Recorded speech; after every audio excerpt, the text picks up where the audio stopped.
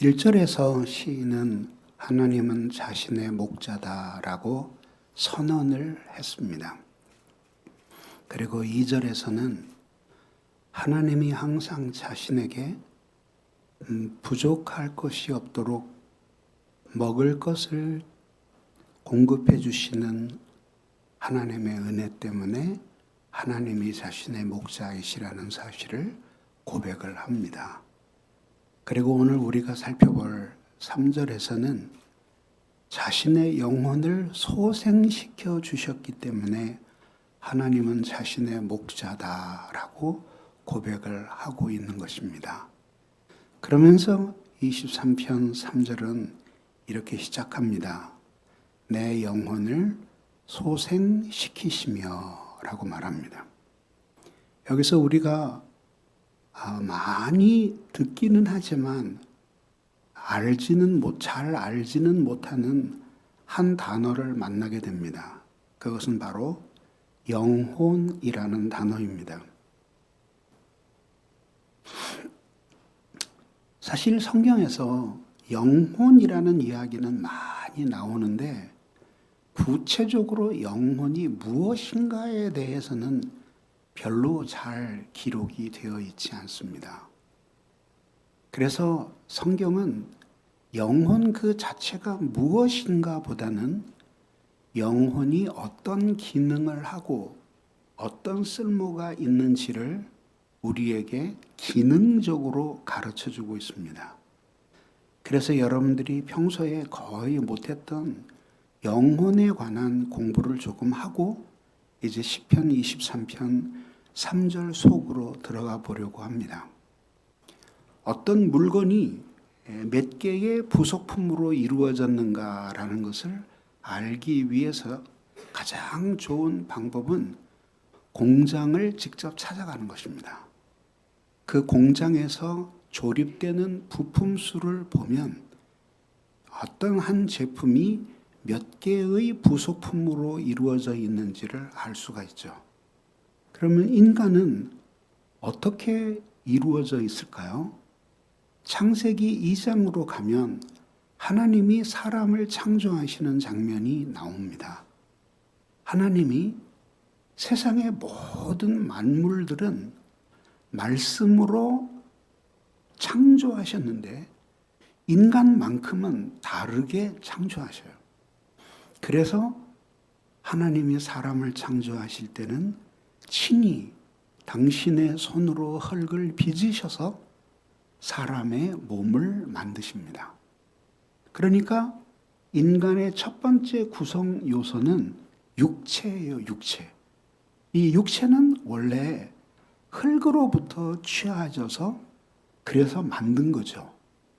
히브리어 성경에 보면은 이것을 아파르라고 하는데 티끌이라는 뜻입니다. 그러니까 흙이 아니라 티끌을 모아서 하나님이 인간을 빚으셔서 사람의 몸의 모양을 만드셨어요. 그리고 그 육체 속에 하나님이 하고 생기를 불어넣으시는데 이것은 하나님 자신을 나누어 주시는 것이 아니라 하나님의 창조의 행위입니다.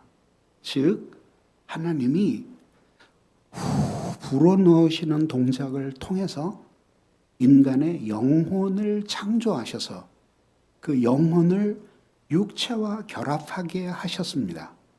그래서 결과적으로 살아있는 사람이 된 것이죠. 그러니까 사람은 영혼과 육체로 이루어진 것입니다.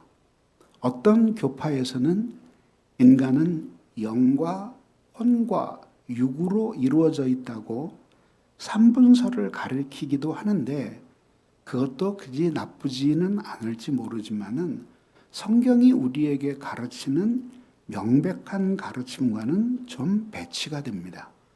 그래서 혼과 영이라는 말은 성경에서 거의 같은 뜻으로 쓰이기 때문에 인간은 육체와 영혼으로 이루어진 존재다. 이렇게 설명할 수가 있는 것이죠.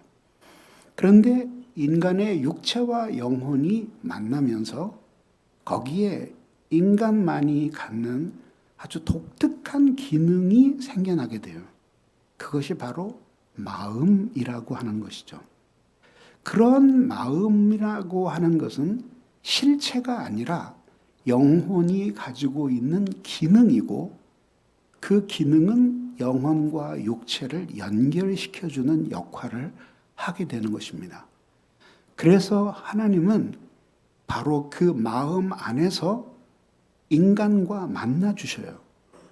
근데 그 마음의 주인은 하나님이시기도 하고 또 나 자신이기도 해요.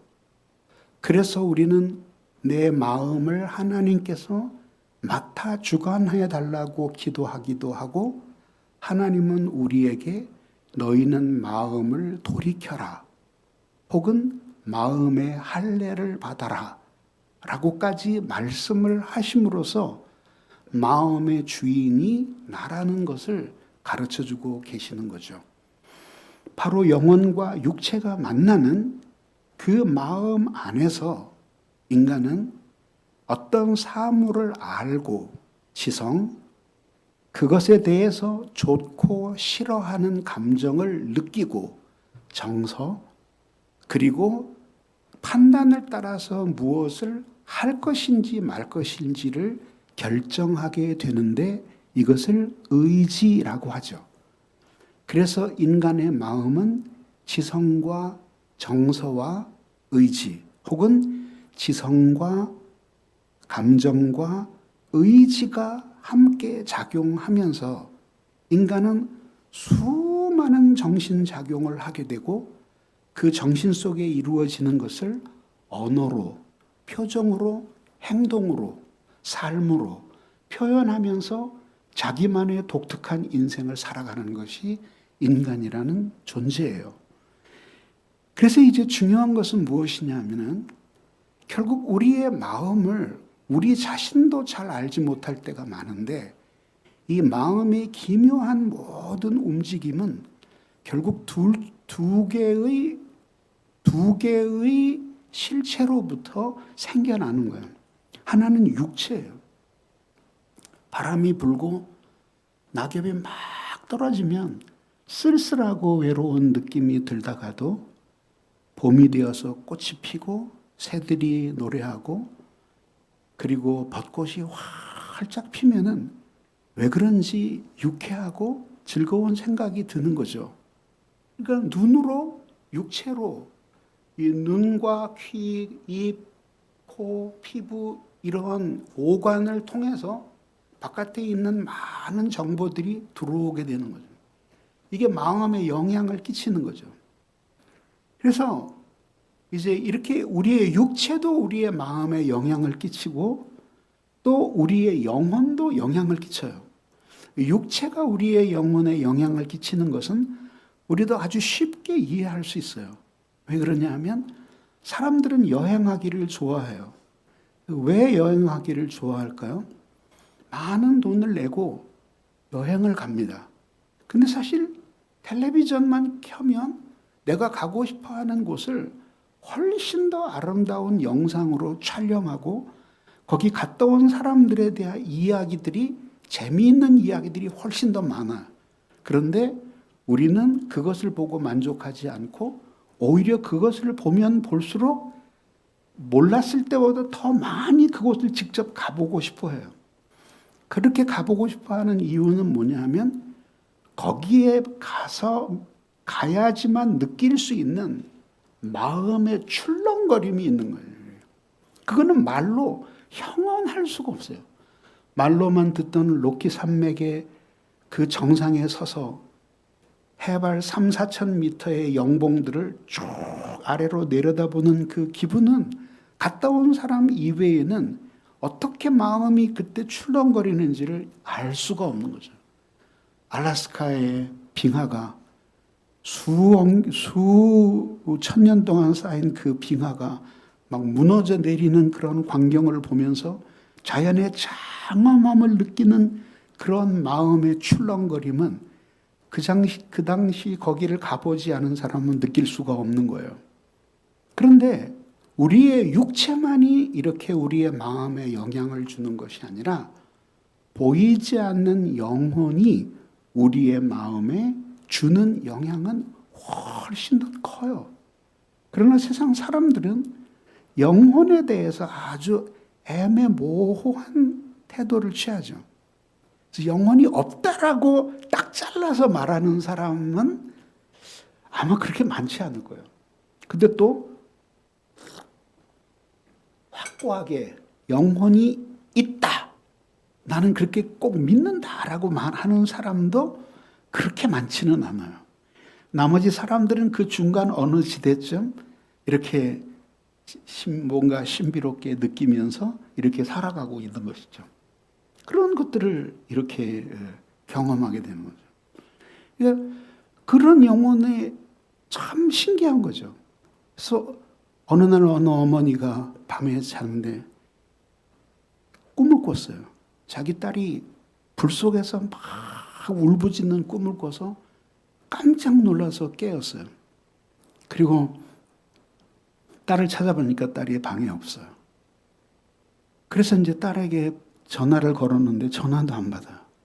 막 근심으로 나를 지새웠는데 알고 보니까 그날 밤에 친구들과 함께 나이트클럽에 갔는데 그 나이트클럽에 바로 그 순간에 불이 난 순간에 엄마는 그 딸이 불 속에서 울부짖는 꿈을 꾼 거예요. 그거를 이제 칼 융 같은 심리학자는 정신현상에 있어서 동시성이라고 해석을 했어요. 그래서 영혼의 존재를 주장하는 사람들에게는 이런 설명할 수 없는 기이한 일들이 영혼의 존재를 증명하는 것처럼 이렇게 이해되기도 한다는 사실을 우리는 염두에 둘 필요가 있는 거죠. 우리는 영혼의 존재를 육체의 존재보다도 더 확실하게 믿는 사람들이에요. 왜냐하면 성경이 우리에게 이미 그렇게 말하고 우리가 죽었던 영혼이 다시 살아나는 경험을 했기 때문에 우리들이 영혼의 존재를 굳게 믿는 것이죠. 그래서 이 영혼은 결국 마음 안에서 인간과 하나님이 만나고, 그리고 영혼은 하나님과 교통하게 되어 있는 거죠. 그래서 맨 처음 하나님이 인간의 영혼을 창조하실 때부터 하나님께서는 이 영혼을 당신과 끊임없이 교통하며 당신의 영적인 생명을 그 영혼에 충만하게 부어주심으로써 살아있는 영혼이 되고, 살아있는 영혼을 가지고 있을 때 마음에는 아름다운 생각들로 가득 차게 되는 거죠. 참되고 진, 선하고 착하고 선, 그리고 아름다운 미, 그리고 거룩한 진선미 성의 이런 마음으로 가득 차게 되어서 참 하나님이 사람을 창조하셨을 때 의도하셨던 그런 인간으로서 살아갈 수 있게끔 되어 있는 것이죠. 그런데 문제는 무엇입니까? 세상 사람들이 자신의 마음을 주장하는 것이 결국은 영혼이라는 사실을 몰라요. 그래서 오늘 성경에 보면은 시인이 내 영혼을 소생시키시고 그랬어요. 소생시키지라는 단어는 히브리 말로 하야라는 동사인데 살아있게 하다 이런 뜻입니다. 무슨 뜻이냐면 하나님이 내 영혼을 확 살아나게 하셨기 때문에 하나님은 나의 목자이시라는 사실을 내가 깨닫게 되었습니다. 이런 뜻이거든요. 그러면은 이 말이 의미하고 있는 바는 무엇이에요? 시인은 자신의 영혼이 살아나는 경험을 했다고 고백을 하고 있으니까 결국은 그의 영혼도 사실상 죽은 것과 같은 때가 있었다는 사실을 말해주는 것이잖아요. 바로 그거예요. 이 시인이 하나님을 경외하는 사람이었음에도 불구하고 자신의 영혼이 죽은 것처럼 되어 있었던 상태를 경험했던 거예요. 그리고 그 죽은 것 같은 상태에서 살려주시는 영혼의 소생을 경험했기 때문에 그것을 통해서 하나님은 나를 한없이 사랑하시는 미쁘신 여호와 하나님이시구나라는 사실을 깨닫게 되었으니 이것이 바로 시인이 하나님을 목자라고 고백하고 있는 이 고백의 의미이기도 한 것입니다. 자, 그러면 영혼이 죽어 있었기 때문에 살아났다 그랬잖아. 그러니까 이거는 이제 우리들이 생각을 좀 잘 해봐야 되는 게 뒤에 계사나 동사가 있고 앞에 주어가 나와요. 주어가 어떤 거냐에 따라서 동사나 계사의 의미는 사뭇 달라지게 되는 거죠. 자, 예를 들어 보겠습니다. 컵이 있다 라고 할 때는 의미가 분명해요. 이 컵이 물이나 차를 담거나 혹은 빈 채로 이 탁자 위에 이렇게 놓여 있는 것을 의미하는 것이죠. 그렇지만 여기에 사랑이 있다 라고 할 때는 그 사랑이 있는 그 형태는 컵이 있는 것과 같은 형태가 아니에요. 이해되세요? 철학 공부처럼 보이지만은 사실 철학 공부예요. 그러면 인간의 육체가 여기 있다 할 때에는 그 말 그대로예요. 김남준의 육체가 지금 여기에 있어요. 그래서 집에는 없어요. 여기에 있어요. 그 집에 있으려면 나는 이 설교를 끝내고 차를 타고 1시간 정도 이동을 해야지만 내 육체가 글로 가는 거예요. 그런데 영혼이 여기 있다라고 할 때는 의미가 다른 거죠. 왜? 이렇게 있는 것처럼 있는 게 아니죠. 영혼이 어디 있을까요? 머리에 있을까요? 아니면 여기에 가슴에 있을까요? 창자에 있을까요? 아니면 허벅지에 붙어 있을까요? 아니면 우리 몸에 골고루 퍼져 있을까요? 아니면 내 영혼이 있었는데 내가 몸무게가 60kg에서 90kg으로 커졌다면 영혼도 함께 커지는 것인가? 아니면 영혼은 옛날에 60kg 거기에만 모여 있는 것인가? 살이 빠지면은 그러면 남았던 영혼은 줄어드는 건가? 아니면 그 영혼은 뭔가 배 밖으로 나와서 내 영혼이 밖으로 넘치는 것은 아닌가? 온갖 생각을 하게 되는 거죠. 근데 그런 생각을 할 필요가 없는 것이 뭐냐면 존재의 양식이 육체와는 전혀 다른 방식으로 있는 것이 영혼이에요. 그래서 육체가 죽었다라고 할 때는 숨이 끊어지고 더 이상 심장이 뛰지 않고 뇌가 정지되고 호흡이 멎고 더 이상 메타볼리즘, 신진대사가 일어나지 않는 상태를 죽음이라고 표현하는 거죠, 육체에서는. 그러나 영혼은 그런 식으로 죽지 않아요. 왜냐하면 하나님이 육체는 창조하실 때 필멸할 사물로 창조하셨지만 영혼은 하나님이 창조하실 때 불멸하는 사물로 창조하셨기 때문이에요. 그래서 창조된 것은 육체나 영혼이나 똑같지만 차이점은 육체는 언젠가 흙으로 돌아가지만 영혼은 그대로 불멸한다. 이게 불멸은. 그게 믿는 사람의 영혼이나 믿지 않는 사람의 영혼이나 모두 다 불멸하는 거예요.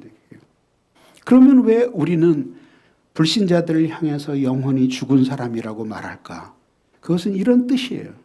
성경에서 영혼이 죽어 있다라고 하는 이 표현은 육체가 죽어 있다라는 것과 똑같은 표현이 아니라 생기를 잃어버린 것, 영혼으로서 마땅한 기능을 거의 못하는 상태, 그리고 신령한 것들을 향해서 감각할 수 없는 상태, 이런 것들을 그냥 죽은 상태라고 표현을 하는 거예요. 그래서 불신자들 안에도 영혼이 있고 신자 안에도 영혼이 있어요.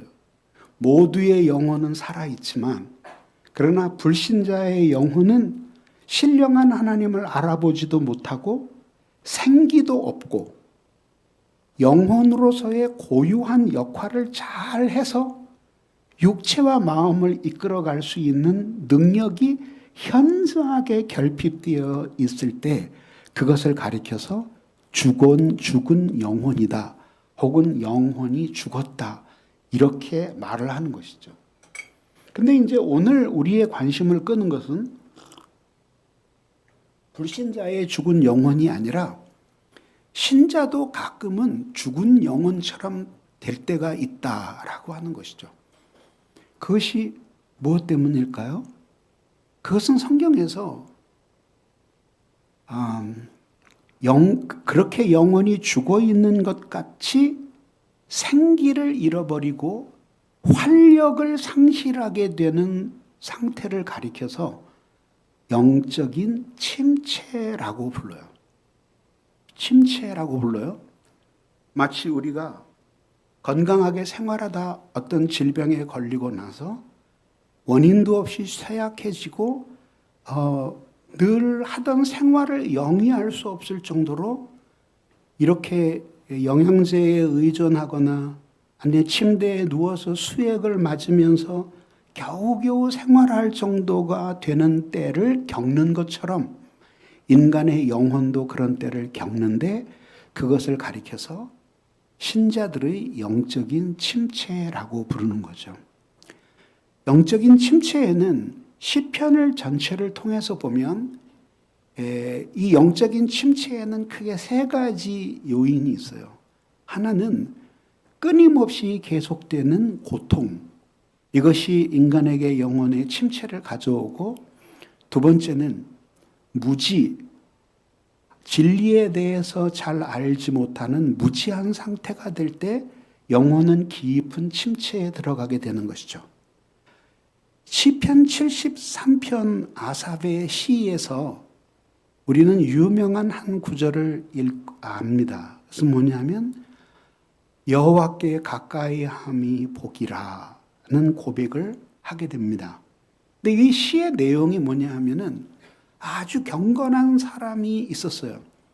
그 사람이 시의 작자인데 그 사람이 하나님을 경외하면서 사는데 이렇게 아침마다 하나님의 말씀을 묵상하면 자기가 뭘 잘못했는지를 깨닫게 돼요.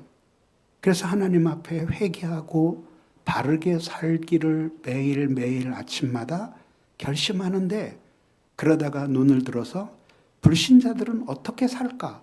하나님을 경외하지 않는 사람들은 어떻게 살까? 하고 한번 쳐다보니까 너무나 잘 살아요. 저렇게 잘 살다가는 언젠가는 한번 벼락을 맞을 때가 있겠지 하는데 벼락도 안 맞아요. 그리고 저렇게 살다가 마지막에 죽을 때는 비참하게 죽을 거다 하는데 죽는 때에도 웃으면서 죽어요. 그리고 꽃상여에 쌓여서 많은 사람들의 축복을 받으며 죽음 저편으로 사라지더라는 거죠. 그때 이 사람 마음속에 깊은 침체가 들어오게 되는 거죠. 그러면서 어떤 생각을 하게 되냐면, 내가 이렇게 매일 아침마다 하나님의 말씀을 읽으며 회개하고 뉘우치며 하나님 앞에 새 사람이 되겠다고 다짐한 것이 무슨 소용이 있는가? 나는 매일매일 하나님께로부터 징벌과 채찍에 맞는 경험을 합니다. 이게 도대체 무엇인가? 나도 그냥 막 살아버릴 걸. 내가 무엇 때문에 이렇게까지 마음을 졸이면서 살아야 되나 하고 생각을 했었어요. 이 사람은 죄 지은 거 없어요. 다만 무지해서 잘 몰랐던 거예요. 그랬더니 이런 깊은 침체가 오게 되는 거죠.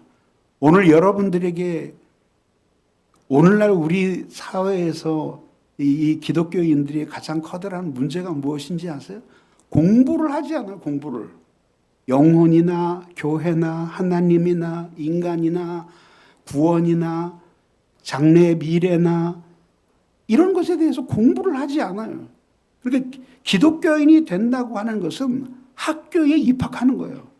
기독교 사상이 무엇이고 기독교는 어떻게 인간과 세상과 그리고 신에 대해서 생각하고 미래에 대해서 어떤 가치를 부여하는가라는 걸 공부하는 것이 그게 그리스도인이에요. 그렇기 때문에 그리스도인이 다시 태어난 것은 공부하기 위해서 태어난 거예요. 늘 하나님의 말씀인 성경과 이 성경에 대한 이해를 풍부하게 하는 경건 서적들이 이 손에서 서로 떠나지를 않는 그런 신앙생활을 해야 되는데 요즘들은 안 해요. 그러니까 뭐 책 한 권도 안 읽는, 1년이 지나도 책 한 권도 안 읽는 사람들이 뭐 대부분이니까. 그러니까 뭐 말할 필요 없죠. 저는 뭐 100여 권의 책을 쓴 저 작가로서 뭐 한 250만 부 이상 책을 판 작가로서도 얘기하는데 요즘 책 안 읽어요. 안 팔려요. 팔리질 않아요. 옛날 같았으면은 이 정도 20년 전만 해도 이 정도는 아니었어요. 지금은 완전히 이제 이 지식과는 거리가 먼 그런 시대를 살아가고 눈의 감각적인 것들에 몰두해가지고 사람들이 거기에 쫓아가면서 사는 그런 삶인데 그런 거에 저항하면서 사는 것이 그리스도인의 삶이어야 된다.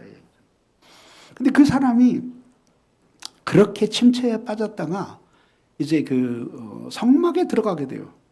성막에 딱 들어가면서 번뜩하고 성막에서 깨닫는 사실이 있는데 그게 뭐냐면 인간이 죽는다는 사실을 깨닫는 거예요.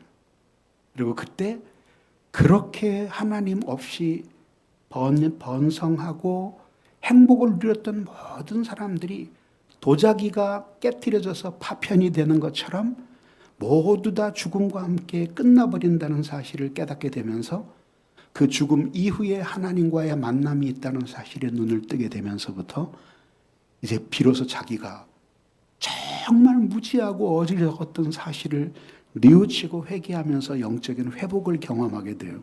무지예요. 두 번째. 그런데 세 번째, 이것은 뭐냐면 죄 때문이에요. 죄. 그러니까 죄 이외에 다른 것은 무지와 고통, 이것 이외에 우리를 영혼의 침체로 가져가는 것은 없어요. 그러니까 이 죄가 결국은 우리의 영혼을 깊은 침체로 데려가게 되는 거죠. 그럼 사람들은 생각해요. 아니 내가 무슨 그렇게 큰 죄를 졌나? 그래요. 여러분 중에서 무슨 죄를 지어서 감옥에 갔다 온 사람이 있을 수도 있겠지만 없는 경우가 많겠죠. 그리고 여러분들이 무슨 죄를 지어서 지명수배를 당하거나 신문에 오르내리거나 그러지는 않았을 거예요. 그런데 성경은 그런 것만이 죄가 아니라는 사실을 우리에게 일깨워줘요.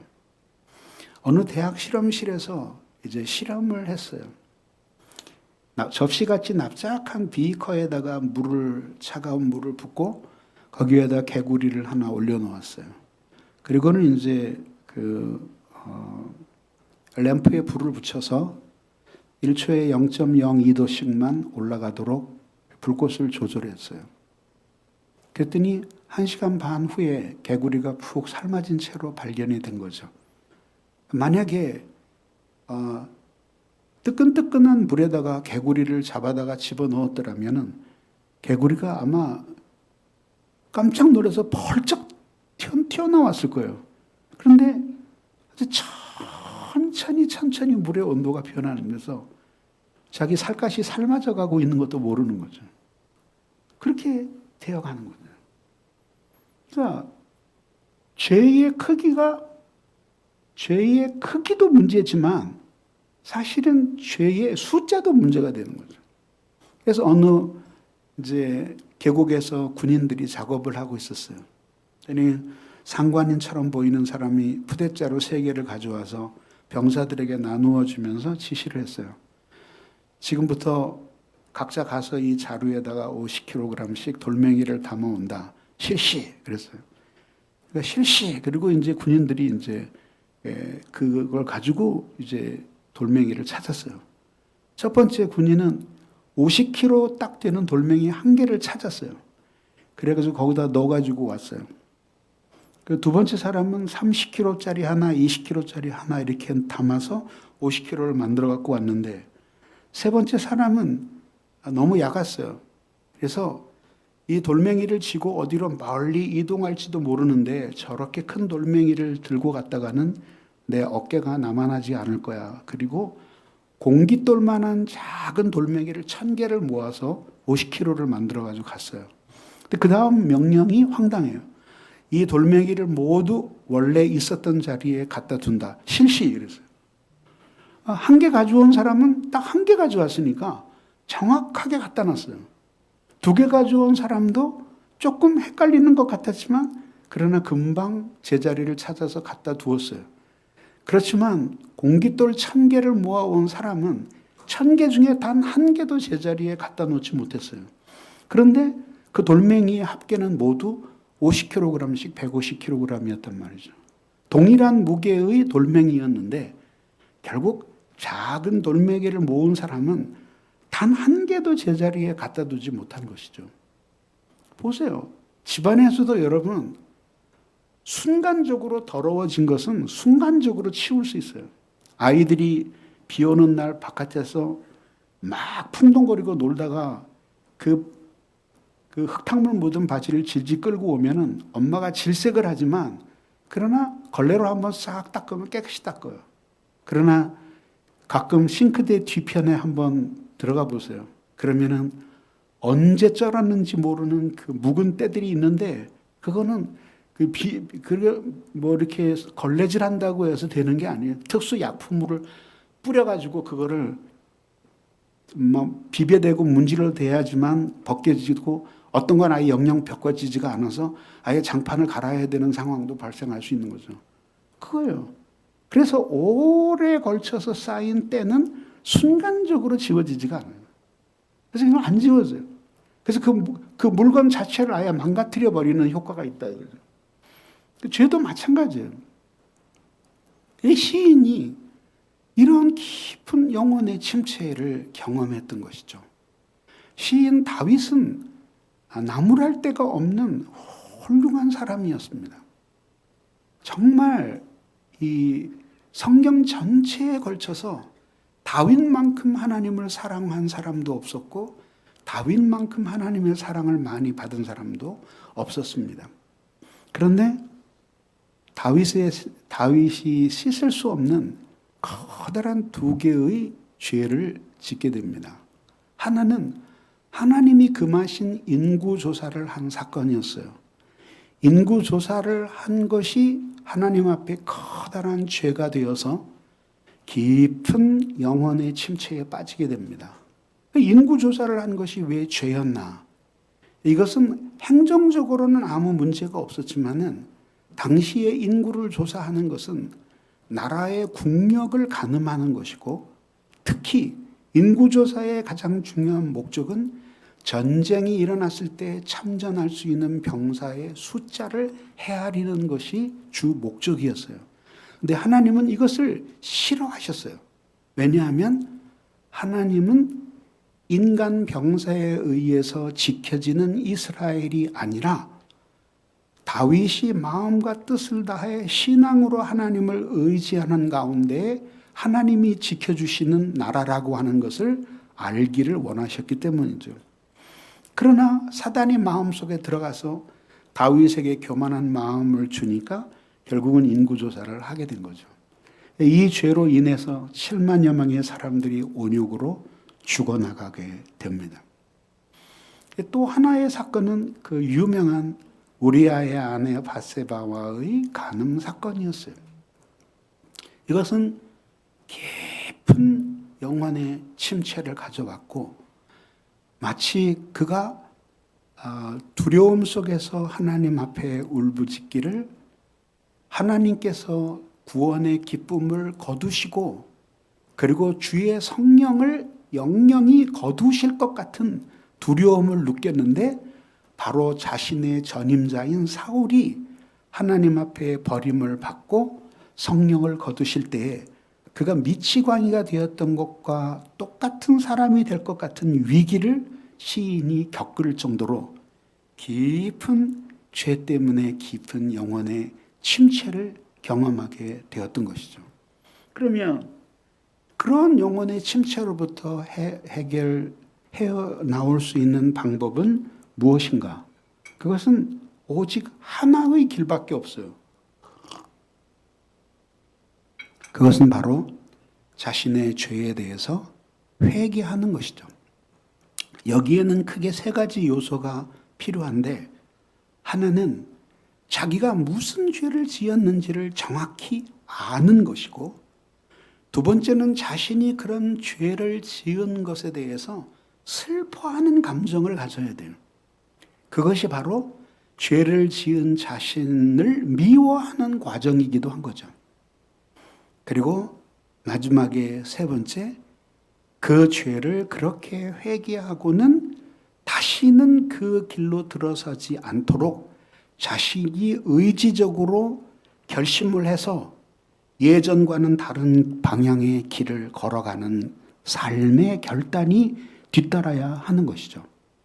그러면 하나님께서는 아주 놀랍게 그 끔찍한 죄를 회개하게 하시고, 그리고 회개할 때 그 사람을 불쌍하게 여기시며 받아주셔서 그 영혼을 죽은 것과 같은 상태에서 살아있는 영혼으로 하나님이 변화시켜 주시는 거죠. 그걸 가리켜서 영혼의 회복 혹은 심령의 부흥이라고 말하는 것이죠.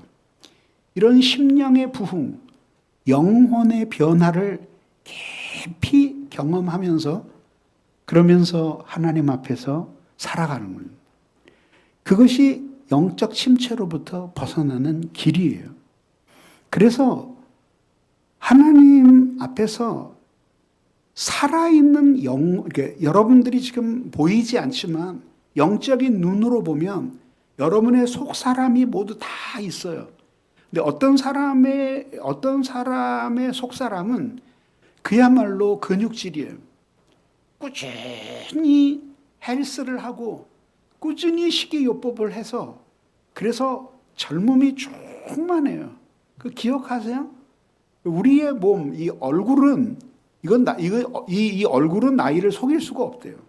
그렇지만 이 목 아래서부터 이 몸은 어떻게 자기가 가꾸느냐에 따라서 70세도 20세의 몸을 가질 수 있다는 거예요. 실제로 과학적으로 입증이 된 거예요. 그렇게 해서 적절한 영양분과 끊임없는 운동과 근육으로 길러서 그렇게 만드는, 그렇게 튼튼한 사람이 있는가 하면 어떤 사람은 바싹 말라서 방금 툭 치면 쓰러져 죽을 것 같은 그런 사람이 있는데, 그런 것들이 여러분들은 못 보지만 하나님께서는 여러분들 안에 있는 영혼의 상태가 어떤지를 모두 아시는 거죠. 그리고 여러분들이 이런 진리의 말씀의 빛을 받을 때 비로소 자신을 돌아보게 되고 자신의 영혼이 아주 그렇게 스트롱한가 아니면 매우 위크한가 라는 것들을 깨달으면서 자신의 영혼에 대해서 생각을 하고 반성을 하게 되는 거라 이거죠.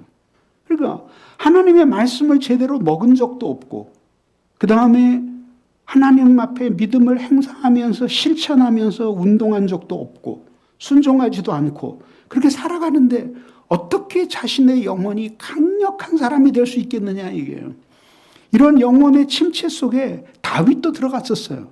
그러니까 하나님을 믿는 사람이라고 하면은 누구든지 피할 수 없이 모두가 다 이런 영혼의 침체를 경험하는 거예요.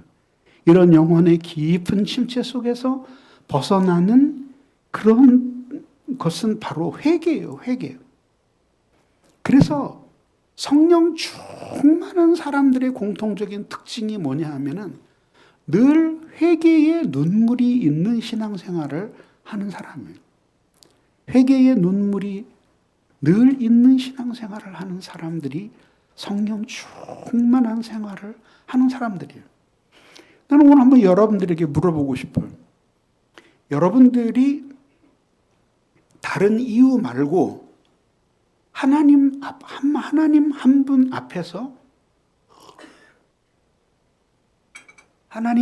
앞에서 여러분 자신이 죄 때문에 비참해져 있어서 하나님의 용서와 은혜를 구하지 않을 수 없었기 때문에 눈물을 흘린 적이 언제인지 한번 생각해 보세요.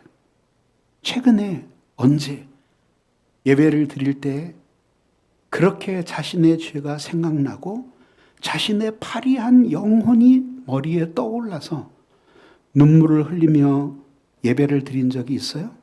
예배가 모두 끝나고 사람들은 갔지만 여전히 남아서 눈물을 흘린 적이 있어요?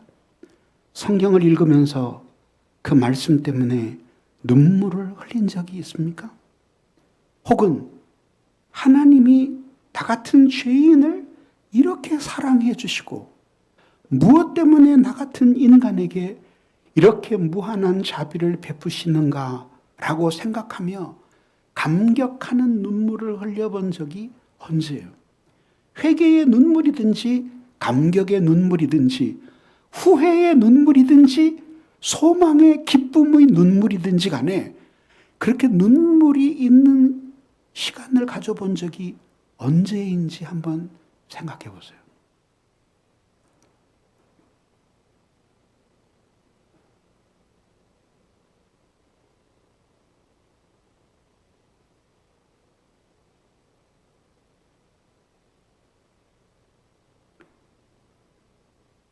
시인이 그런 영혼의 깊은 침체를 고통, 무지, 죄 때문에 깊이 경험하면서 죽을 것 같은 상태에 도달했지만 그러나 하나님께서 그를 만나 주셔서 영혼을 확 살아나게 해주시는 경험을 한 거예요.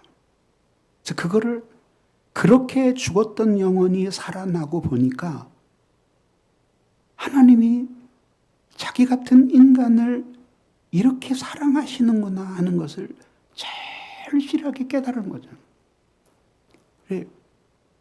이 당시에는 아직 그리스도가 충분히 계시되지 않았어요. 그랬는데도 이 시인은 그 하나님의 율법 앞에서 자신의 죄를 깨닫고 그리고 회개하는 자의 죽은 영혼을 다시 살아나게 해주시는 하나님의 은혜를 찬송할 수 있었던 것이에요. 우리는 다윗보다 훨씬 더 유리한 위치에 있죠. 왜냐하면 우리 주 예수 그리스도께서 이미 오셔서 우리를 위해서 십자가에 못 박혀 죽으시고 그리고 우리를 위해 피 흘려 돌아가셨기 때문입니다. 무엇 때문이죠? 죄 없으신 그분이, 죄와는 아무 상관이 없는 그분이 하나님의 진노를 온몸에 받으시고 십자가에 못 박혀 죽으신 것이 무엇 때문이에요? 당신 자신을 위해서가 아니라 바로 우리들을 위해서였습니다. 자신의 힘으로는 도저히 하나님께로 돌아갈 수 없는 무능력한 인간, 죄는 지을 수 있지만 지은 그 죄의 문제를 해결할 수 있는 능력은 없는 이 비참한 인간, 끊임없이 죄를 지으면서도 그 죄가 주는 달콤함 때문에 하나님 앞에 진정으로 회개하고 돌이켜 하나님을 향하여 살아갈 수 없는 무능력한 존재들을 위하여 그리스도께서 이 세상에 오셔서 십자가에 못 박혀 죽으신 것입니다. 그러므로 하나님 앞에 죽은 것과 같은 영혼으로 살았던 모든 사람들이 영원히 소생하는 변화를 경험한 그때마다 항상 그리스도의 십자가에 대한 현재적인 체험이 있는 거죠. 그리스도께서 십자가에 못 박혀 죽으신 그것이 바로 나의 이 죄를 위함이고, 그리고 내가 아무리 많은 죄를 짓고 절망적인 상태에 도달했다고 할지라도 우리 주 예수 그리스도의 십자가를 바라보고 그 예수 그리스도의 희생을 통해서 나를 구원하고자 하는 하나님의 사랑에 믿음으로 응답할 때 하나님은 어떤 일이 있어도 나를 결코 버리지 않고 반드시 만나 주신다고 하는 이 확신, 이것이 바로 하나님이 받으심직한 믿음인 거죠. 그 경험을 통해서 여태까지 나를 의지하며 살았던 자신에 대해서 깊은 배신감을 느끼고 자기의 자신에 대한 부당한 사랑을 끊어버리고 십자가의 사랑으로 돌아가 버리는 거죠.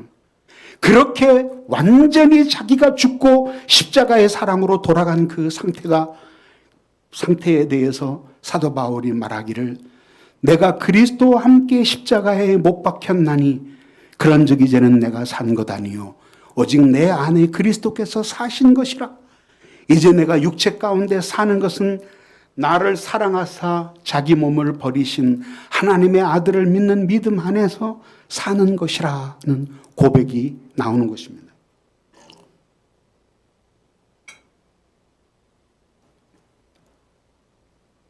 오 예수님, 내가 옵니다. 십자가에 못 박히신 예수 그리스도를 생각하면서 하나님께로 돌아옵니다. 주님의 손과 발은 나를 위해 못 박히고 지키셨고, 그리고 창에 찔려 물과 피를 쏟은 것도 나의 죄 때문이었다는 사실을 깨닫습니다.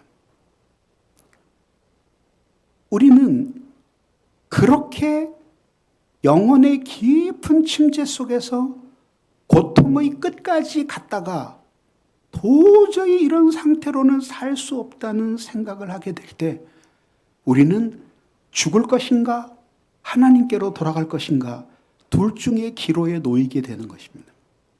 그리고 하나님을 사랑하는 사람들은 결국은 죄를 지었으나 그 사랑 때문에 죽음을 선택하기보다는 하나님께로 돌아가기를 선택하게 되는 것이에요.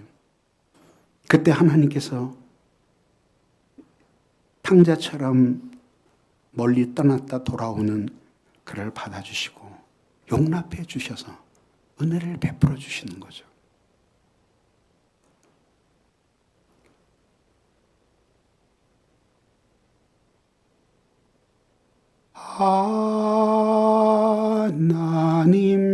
하나님께로 더 가까이 갑니다. 고통 가운데 계신 주님,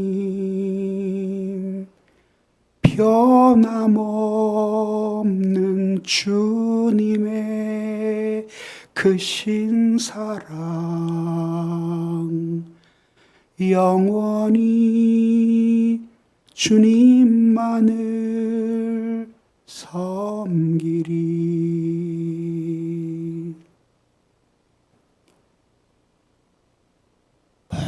모든 그리스도인은, 아니 모든 인간은 회개하기 위해서 이 세상에 태어난 존재들입니다.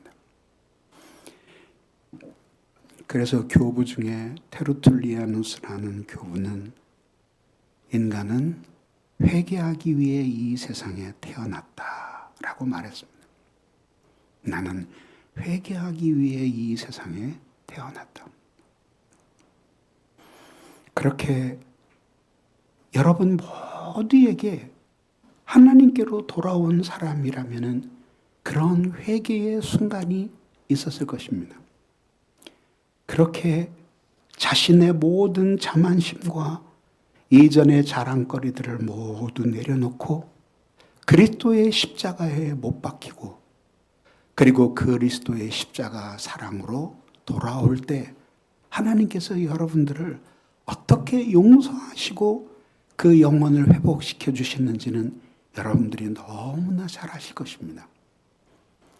이렇게 소생된 영혼으로 살아가는 여러분들이 되시기를 주님의 이름으로 축원합니다. 자, 그러면 두 번째로 그러면 하나님이 무엇 때문에 죽은 자와 거의 같았던 시인의 영혼을 소생시켜 주셨을까요? 이에 대한 대답을 하반절이 이렇게 들려줍니다. 내 영혼을 소생시키시며 자기 이름을 위하여 의의 길로 인도하시는 도다 라고 말합니다. 첫째는 하나님께서 우리의 영혼을 소생시켜 주신 첫 번째 이유는 하나님의 이름을 위하여라는 것입니다. 그리고 두 번째는 의의 길로 인도하시기 위해서 하나님이 우리의 영혼을 소생시켜 주신다라고 하는 것입니다. 그러면 첫 번째로 하나님이 자기 이름을 위하여라고 했는데 이것이 무엇일까? 이걸 알기 위해서는 구약 성경에 면면이 흐르고 있는 이름 신앙이라는 것을 이해해야 됩니다. 즉, 성경에는 하나님의 이름이 많이 나와요. 그런데 하나님의 이름과 하나님 자신은 동의어예요. 그래서 하나님을 사랑하는 사람은 예외 없이 하나님의 이름을 사랑해요. 하나님을 사랑하는 사람은 하나님의 아름다움을 안 사람이고, 하나님의 아름다움을 안 사람은 하나님의 이름도 아름답게 여기는 거예요. 그래서 내가 하나님을 의지하여 싸우겠나이다 라는 말과 내가 하나님의 이름을 의지하여 싸우겠나이다 라는 말은 완전히 동의어예요. 이것이 구약 성경에 나타나는 이름 신앙이에요. 그런데 말입니다. 하나님은 하늘에 계시지만 당신의 이름은 이 땅 위에 두셔요.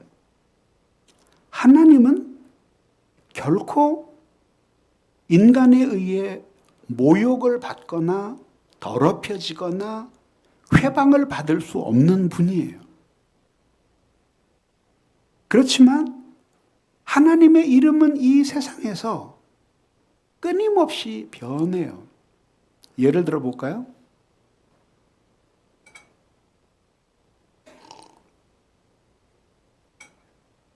여러분이 드림교회를 다니는데 드림교회를 쳐보니까 수도 없이 많더라고요. 수도 없이 많아요. 제주도서부터 시작해가지고 경기도까지 하여튼 헤아릴 수 없이 많아요. 근데 어쨌든 드림교회를 다녀요. 근데 여기 있다가 여러분들이 부산으로 이사를 가게 됐어요. 그래서 부산에 있는 부산교회에 이사를 갔다고 칩시다. 그런데 어느 자매가 와서 등록을 했는데 신앙생활을 너무 예쁘게 잘하는 거예요. 그래서 교인들이 물어보았어요. 자매님은 어디서 오셨어요? 그래서 저는 원래 서울에서 살았는데 남편이 직장을 옮기는 바람에 부산으로 내려오게 되었습니다. 서울에 계실 때도 신앙생활 하셨어요? 그래서 물론이죠. 서울에 대방동에 있는 드림교회를 다녔습니다. 그때 그 자매가 신앙생활을 잘하는 것을 보면서 거기에 있는 많은 사람들은 한 번도 이 드림교회에 와본 적이 없어요. 그런데 거기서 그 자매 때문에 가보지도 못했던 드림교회의 이름이 높아지는 거예요. 반대의 경우는 너무 불쾌하기 때문에 내가 이해를 안 들겠어요.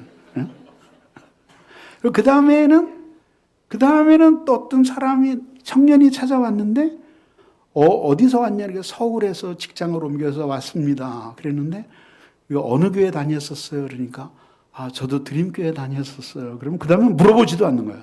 그리고 막 높은 기대를 갖는 거지. 아, 저 청년은 진짜 신실하게 신앙생활을 잘할 거야. 그렇게 생각하는 거죠.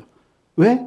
하나님의 드림교회는 여기 있지만 드림교회의 이름은 드림교회 자체는 올라갈 수도 없고 내려갈 수도 없지만 그러나 올라갈 수도 있겠다. 뭐 3층으로 이사 가면 3층 건물로 가면 올라가고 지하로 내려가면 내려갈 수도 있으니까 그게 아니라 드림교회는 여기 있지만 드림교회의 이름은 높아지기도 하고 낮아지기도 하는 거죠.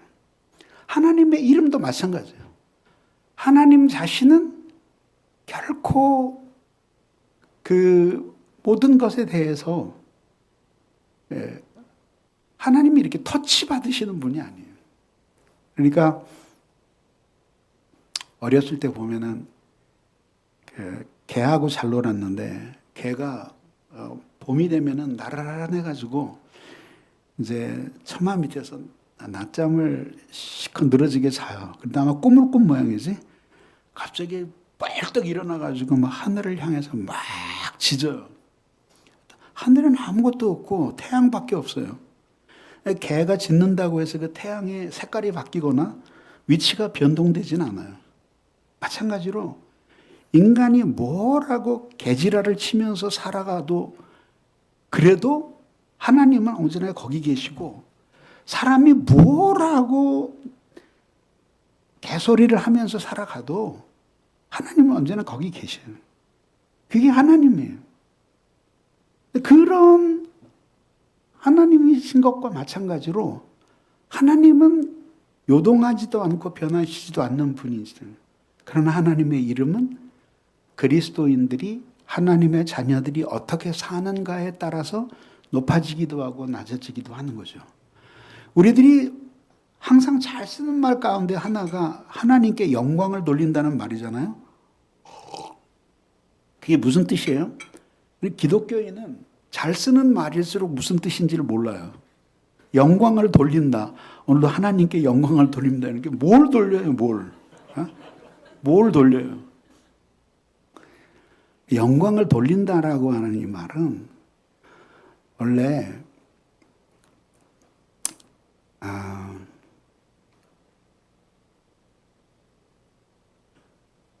인정한다는 뜻이에요. 인정한다.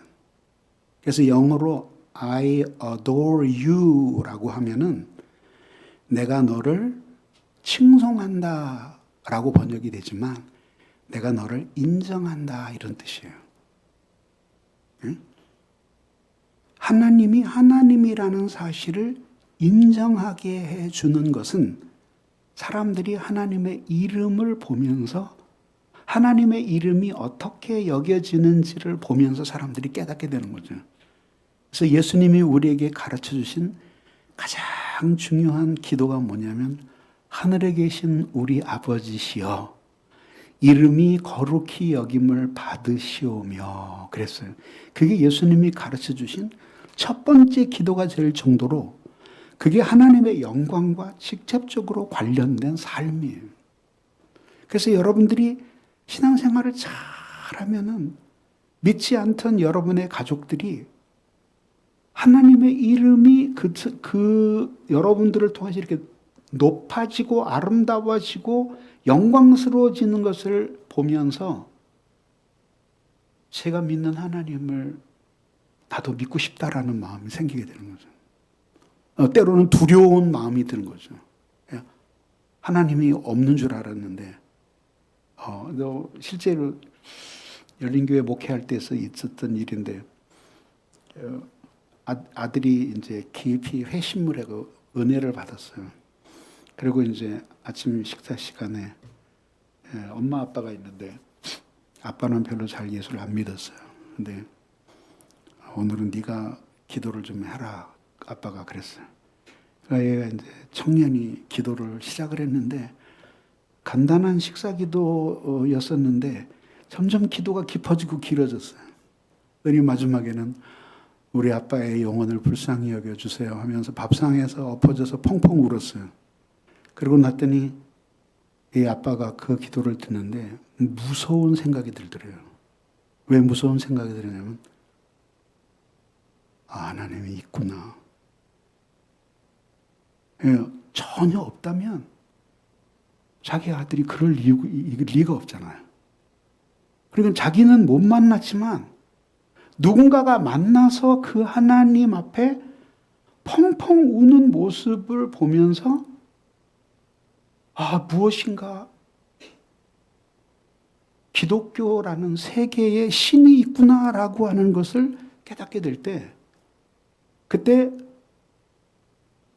하나님께 순종하지 않고 살았던 사람들에게는 두려움이 생기고, 하나님을 사랑하고 순종하며 살았던 사람들에게는 위로가 생기는 거예요. 위로가. 하나님이 살아계셔서 이렇게 역사하시는구나 라고 하는 것을 깨닫는 거죠. 그게 하나님께 영광을 돌린다라는 의미예요. 그래서 무엇을 하든지 간에 우리는 하나님을, 나를 보고 하나님이 거기 계셔서 살아계시고 나를 인정하신다는 것을 알게 하기 위해서 하나님께서 거기에 우리에게 영혼을 회복시켜 주시는 거죠. 그런 놀라운 은혜를. 그래서 이렇게 사경회를 하는 이유는 무엇이냐?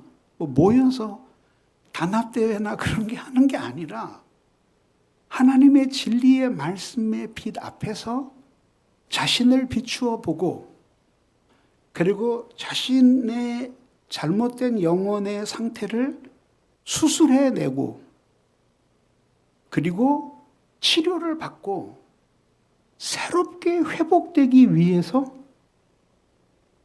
여러분이 이런 말씀 사경회를 갖는 것이에요. 그렇게 해서 하나님이 여러분들을 만나 주시면 그때 비로소 하나님의 이름을 위해 살지 않았던 삶에 대해서 회개하게 되고, 그리고 그것이 얼마나 허무한 삶이었는지를 깨닫게 되고, 그래서 이제는 어찌하든지 하나님의 이름을 높이면서 살아야 되겠다라는 마음을 충만하게 하나님이 부어주시는 거죠.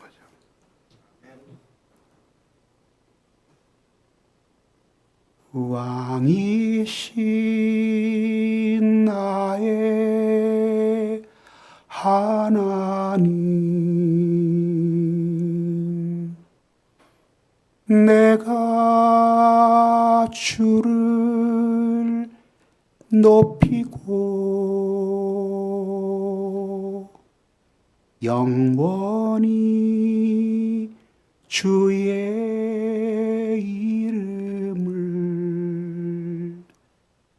송축하리이다.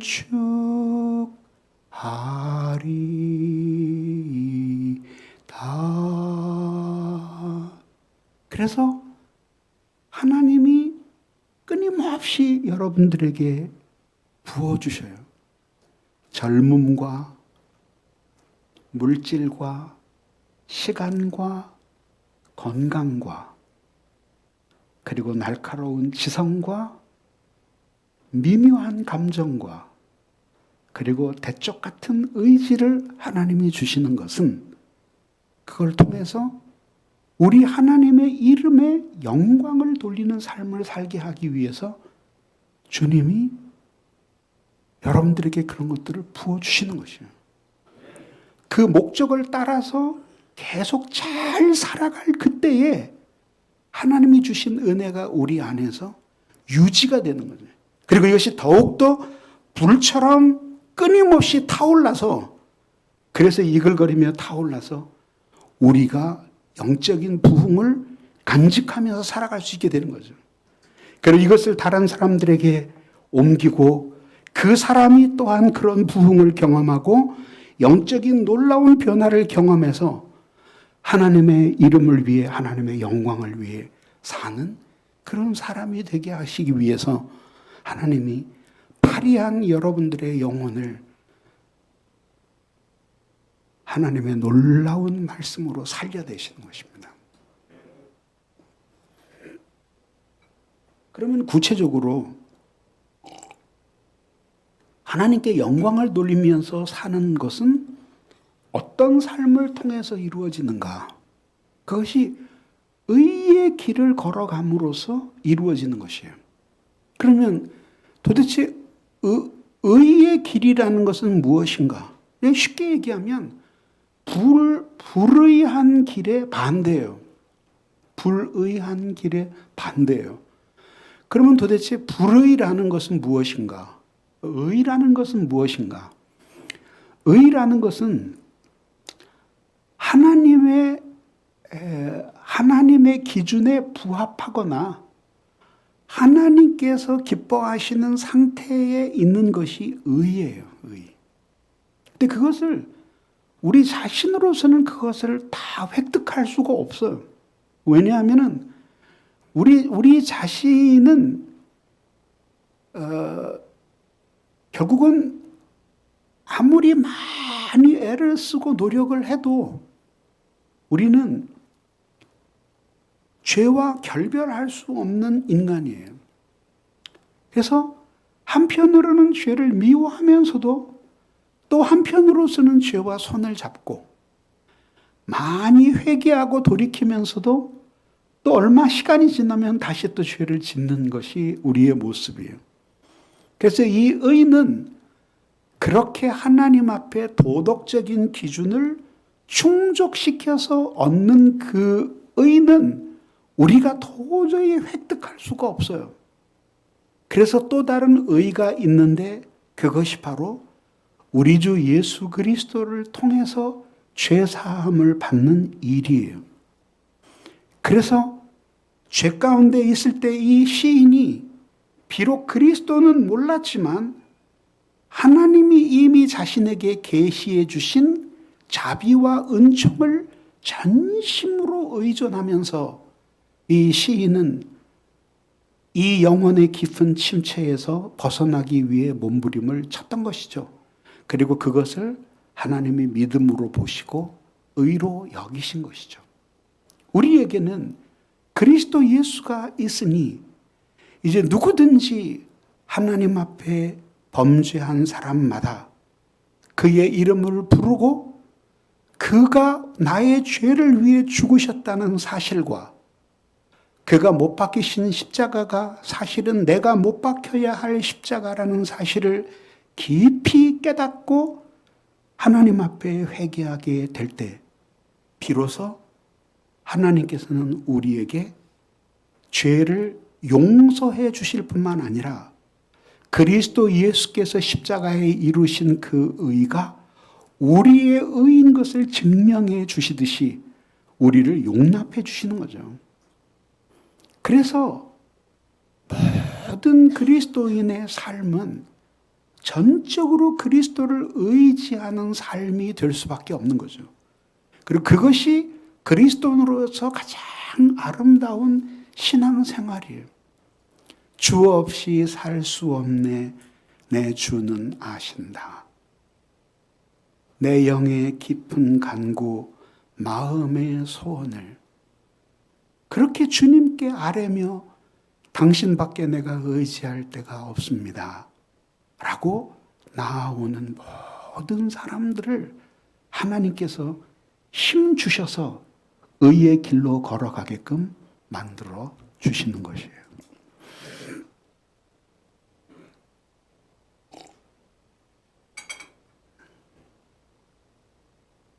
그리스도인은 자신의 신앙을 삶으로서 말하는 사람들이 되어야 하는 것이에요.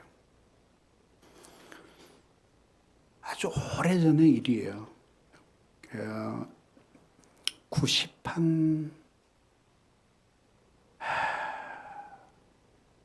4년도, 5년도, 6년도쯤 되는 아주 오래된 때였어요. 그때 이제 저는 교수 생활을 하면서 교회에서 열린교회를 개척해서 목회를 하고 있을 때였어요. 그렇게 아마 94년 전쯤 된 것 같아요. 근데 저기 충주에 있는 어느 대학교에서 나를 강연에 초청을 했어요. 그래서 거기를 이제 손수 운전을 해서 막 가는데 일찍 출발을 했는데도 고속도로에서 워낙 막혀가지고 시간이 지체가 됐어요. 그래서 고속도로 빠져나오자마자 막 좀 밟았어요. 그래서 원래 80km로 가게 되어 있는 도로인데 한 100km쯤 밟았던 것 같아요. 그랬더니 거기서 경찰이 딱 이렇게 저기서 경찰이 보이는 거예요. 그래서 빨리 알아보고 속도를 쫙 낮춰서 이제 80km 쫙 갔는데 경찰이 딱 잡아요. 그랬더니 경례하면서 면허증을 달래요. 그래서 왜 그러시냐고 그러니까 과속하셨습니다. 그래서 나 과속 안 했는데 그러니까 여기서는 과속을 안 했는데 저 산 너머에서 과속을 하면서 오셨습니다. 그래서 아니 내가 산 넘어서 과속한 걸 어떻게 하냐 그러니까 거기에 우리 동료가 있는데 무선으로 100km 넘었다고 무선을 나에게 쳐줬습니다. 그러는 거야. 근데 할 말이 없잖아요. 그래서 죄송합니다. 제가 여기 대학에 강의가 있어서 가는 길인데 제가 과속을 했습니다. 그래서 얼른 빨리 끊어주십시오. 그러니까 뭐 하는 분이세요? 그래서 이제 신분증을 이렇게 보여줬어요. 그러니까 대학교 교수 신분증이었어요. 그러니까 아이고 교수님이셨군요. 너무 걱정하지 마세요. 싼 걸로 끊어드릴게요. 그랬더니 쭉쭉쭉쭉쭉 끊어줬어요. 그래서 뭐 나는 그때 관심도 없었고 그냥 햇빛 가리기에 놓고 그냥 막 달려가서 간신히 딱 늦지 않게 도착을 해서 이제 거기서 잘 강연을 했어요. 그리고 이제 밤중에 다시 돌아왔어요. 그리고 아침에 밝았는데 그 딱지가 생각이 나요. 그래서 나는 그런 것도 빨리빨리 내는 성격이거든요. 그래서 그때는 또 인터넷도 없어서 은행에 직접 가서 내야 됐어요. 그때 교회에 사무원이 있는데 사무원 시킬까 하다가 그냥 내가 운동 삼아 걸어가서 내지. 그리고 이제 천천히 걸어갔어요. 그래서 은행에 가서 비로소 내가 자세히 봤어요. 이렇게 펴봤더니 범칙금 그랬는데 당연히 속도 위반 일주 나올지 했더니 그게 아니라 범칙금인데 6천 원밖에 안 돼요. 이게 그때 한 15,000원 내야 되는데 6천 원밖에 안 돼요. 그래서 이상하다. 그리고 다시 봤더니 분명히 6천 원이에요. 그리고 납기 후에는 7,200원을 내게끔 돼 있어요.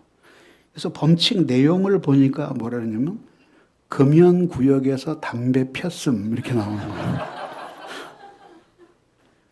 그거 만약에 사무원을 줬으면 얼마나 시험에 들었겠어요. 목사님이 어디 가서 담배를 피다가 걸려가지고 담배는 진짜 오래전에 끊었는데 제가 2각씩 폈어요 하루에. 근데 담배 없이 못 살았죠. 진짜 담배랑 친했어요. 근데 끊은 지가 언젠데 그게 벌써 뭐 1970 몇 년도에 담배를 끊었는데 금연구역에서 담배 그때 그 교통 경찰도 웃겨. 다시 자세히 읽어보니까 뭐라냐면 흡연구역에서 담배 피다 걸렸음 이렇게 나와요. 금연구역이라 그래야 되는데 흡연구역이라고. 그래서 그거를 보면서 그런 생각이 들었어요. 이거는 정말 아닌 것 같다. 그래서 그리스도인이 물론 내가 글을 그렇게 해줄 줄은 몰랐지만은 그러나 이거는 아닌 것 같다. 그 다음서부터는 교통법규 위반을 안 하려고 애를 썼고 위반을 하면 정당한 처벌을 받기로 다짐을 했어요. 그래서 언제 한 번은 운전하다가 또 걸렸는데 이렇게 유턴을 했는데 근데 안 걸릴 것 같은데 그 유턴을 했는데 비겁하게 지하도에서 톡 튀어 올라오더라고요. 숨었다가 그러면서 싼 걸로 해주겠다 그래서 그러지 말라 내가 그랬어요. 당신에게는 그런 권한이 없다. 그냥 내 걸린 대로 해달라 그러니까 눈을 부라리면서 알았어요. 그랬더니 벌점 10점에 6만 원. 그래갖고 면허 정지됐어요. 그게 세상이에요. 이제 이게요, 의의 길을 걸어간다는 게 교회 안에서 성경 가지고 공부할 때는 그렇게 어려운 것 같질 않아요. 뭐 듣기 좋은 이야기 하면 되니까. 그러나 이제 이게 진짜 현실과 맞닥뜨릴 때에는 이게 그렇게 쉬운 문제가 아니더라고요. 이제 93년도 12월 12일 내 생일날 7명의 교인을 데리고 지하실에서 열린교회를 개척을 했는데 하나님이 은혜를 많이 주셨어요. 그래가지고 이제 한 4년 만에 한 250명이 되어가지고 지상으로 올라오게 되었고, 지상에서 다시 한 3년 6개월 만에 1000명이 됐어요. 작년만. 그래서 이제 평촌으로 이사를 오게 됐어요. 뭐 돈이 있어서 이사 온 게 아니라 돈은 1,500만 원밖에 없었는데 어쨌든지 간에 이제 교회를 이사를 오게 되었어요. 근데 그것도 하나님의 놀라운 은혜더라고요. 왜냐면 이제 우리 집사님들이 시켜서 가서 이제 건물을 좀 알아보라 그랬는데 뭐 작년이 1,000명이고 주일학교가 300명인데 그만한 인원이 들어갈 수 있는 건물이 그렇게 없더라고요. 그랬는데 어쨌든 못 구했는데 가다가 평촌까지 가게 됐어요. 사실 난 평촌, 안양 그쪽은 제가 싫어했거든요. 내가 거기서 교수 생활을 시작했거든요. 그래서 소비 도시고 나는 어떻게 하든지 그전에는 교회가 서초동에 있었어요. 그래서 강남에서도 한번 복음적인 교회가 성공할 수 있다는 것을 보여주고 싶었어요. 근데 어쨌든 평촌까지 가게 되었어요. 근데 복덕방에 가서 이제 집사님들이 물어봤어요. 우리 여기 교회가 좀 갈 만한 자리가 있습니까? 그러니까 공장 하나가 있긴 한데 그거를 내놨다가 도로 집어넣었다는 거야. 주인이 안 팔겠다고. 그러니까 그래도 좋으니까 한번 그 주인 연락처를 가르쳐 주십시오. 해가지고 집사님들이 찾아갔어요. 그러니까 외화수 어느 할아버지가 외화수 그러더래요. 그래서 그 할아버지 운영하시던 그 회사 공장 우리가 좀 사면 안 되겠습니까? 그러니까 안 팝니다. 그래도 좀 파시면 안 되겠습니까? 아니 내 땅을 내가 안 판다는데 왜 자꾸 귀찮게 그러냐고. 가라고. 그래도 다시 한 번만 생각해 보십시오. 그랬더니 이 할아버지가 갑자기 내가 만약에 그 땅을 팔면 당신들은 거기다 뭘 하려고 그러시오? 그러더라고요. 교회를 지으려고 합니다. 그러니까 교회를 짓는다고요? 그러더니 골똘히 생각에 잠기더니 일주일만 생각해 봅시다. 일주일 후에 봅시다. 그러더래요.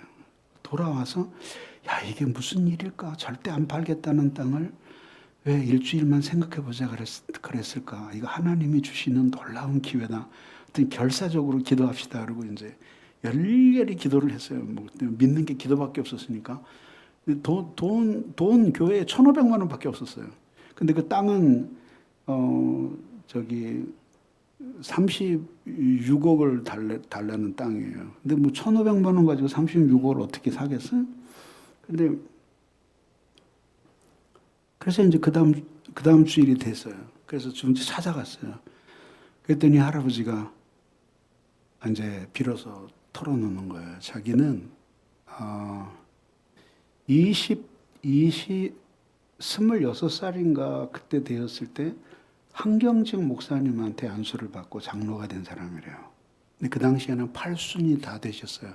사업을 다 정리하시는 차인데 그때 이제 회사를 그만두면서 이 땅에 교회가 세워졌으면 참 좋겠다.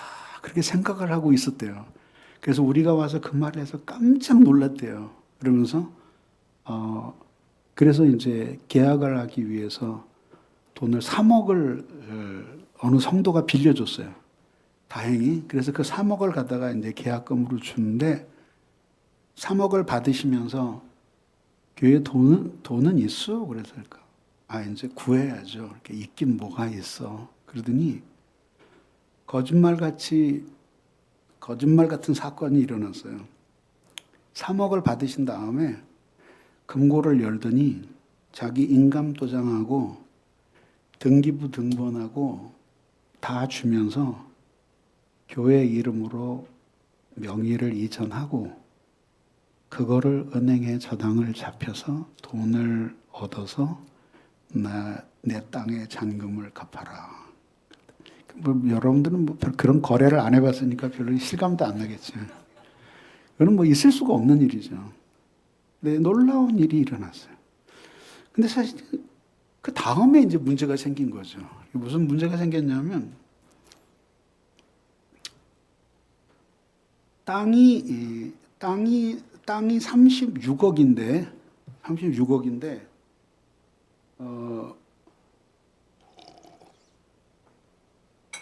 딱 1000평이었어요. 1000평. 근데 36억인데 할아버지가 30억은 계약서를 쓰고 돈을 주고 그다음에 6억은 현금으로 달래요. 비자금으로. 그래서 왜 그러냐 그랬더니 그 땅을 연전에 워낙 싸게 사서 세금이 어마어마하게 나와가지고 그거를 36억을 돈을 받으면은 세금 내다가 결국은 자기는 남는 게 없어진다는 거예요. 그러니까 가만히 가지고 있으면 계속 지금 오르고 있는 땅인데 내가 교회에 내주는데 나는 그렇게까지는 못하겠다. 그러면서 달라는 거예요. 그래서 이제 교회에 돌아와서 그 사회 경험 많은 사람들 있잖아요. 그 재직들을 모아놓고 그 30억을 현금으로 계약을 하고 그 다음에 6억은 비자금으로 달라 그러는데 그렇게 해도 되냐 그러니까 사람들이 건축위원들이 전부 다 목사님 그건 그냥 다들 그렇게 합니다. 예, 그 대기업에서도 그렇게 하고요. 아무 문제 없습니다 그러는 거예요. 그래서 나는 그럴 때마다 전문가를 부르거든요. 그래서 공인회계사를 불렀어요. 그래서 이거 해도 되겠냐 그러니까 목사님 그냥 해도 됩니다. 근데 조심하셔야 됩니다. 장부를 2개 쓰셔야 됩니다. 왜 2개 썼냐 그러니까 하나는 진짜 장부, 하나는 세무서에 보여줄 가짜 장부를 써야 된다는 거예요. 그래서 그건 아니다. 하나님 믿는 사람이 어떻게 그렇게 이중 장부를 쓸 수가 있냐. 나는 안 하겠다. 그래가지고 주인이 36억 달라는 땅을 우리는 그렇게 못하겠습니다. 그래서 할아버지 그러면 그 세금이 얼마예요? 그러니까 6억이래요. 아니 3억이래요. 3억. 그래가지고 36억 달라는 땅을 우리가 39억을 주고 샀어요.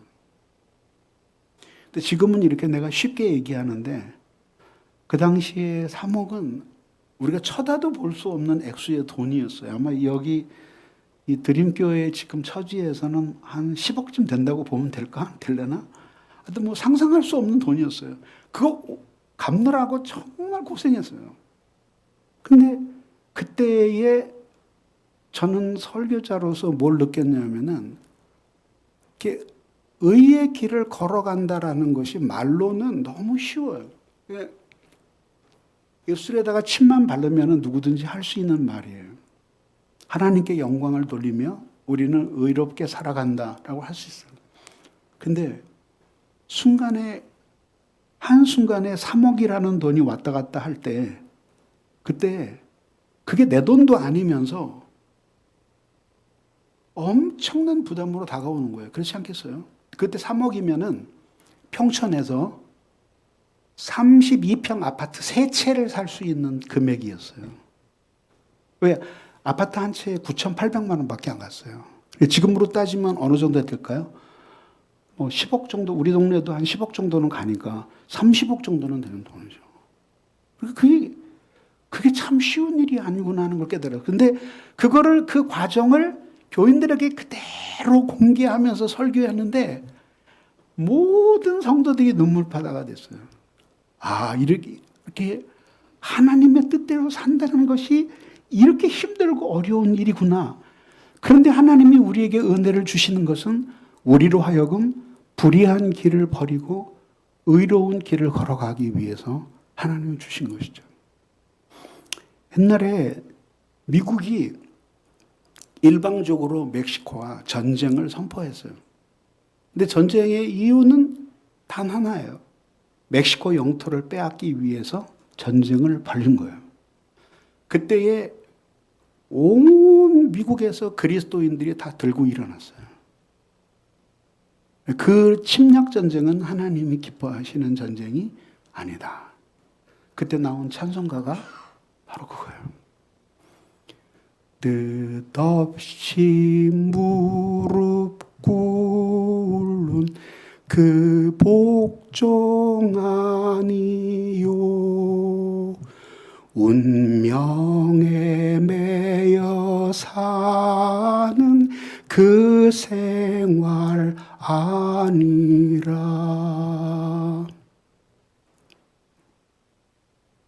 우리의 믿음 치솟아 독수리 날듯이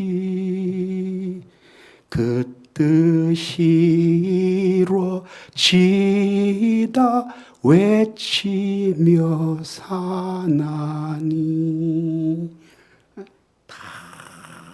담대하게 교회가 들고 일어나서 그걸 막은 거예요. 그때 나온 찬송가예요. 그러니까 하나님이 우리에게 은혜를 주실 때 은혜를 받는 것도 어렵지만 받은 은혜를 잘 간직하는 것이 어려워요.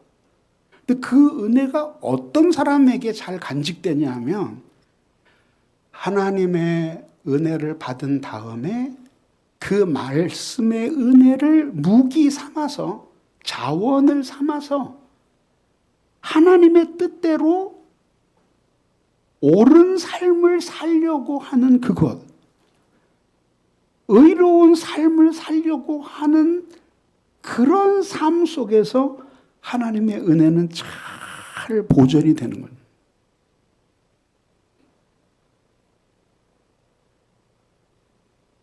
여러분은 하나님이 여러분들의 영혼을 이렇게 놀랍게 회복시켜 주신다면 그 회복된 영혼으로 무엇을 하며 살겠습니까? 주님이 원하시는 것은 하나입니다. 하나님을 믿는 여러분들에게 은혜를 주시는 것은 그 은혜를 받고 이제는 자신의 이름이 아니라 자신의 영광이 아니라 하나님의 이름과 영광을 위해 살고 그리고 자신의 명예와 자신의 부를 위해서가 아니라 바로 하나님의 의의 나라가 이 땅에 이루어지는 데에 티끌만큼이라도 이바지하면서 살게 하시기 위해서 하나님께서 여러분들에게 은혜를 주시는 것입니다. 이 은혜를 굳게 붙들고 믿음으로 살아가는 여러분들이 되시기를 주님의 이름으로 축원합니다.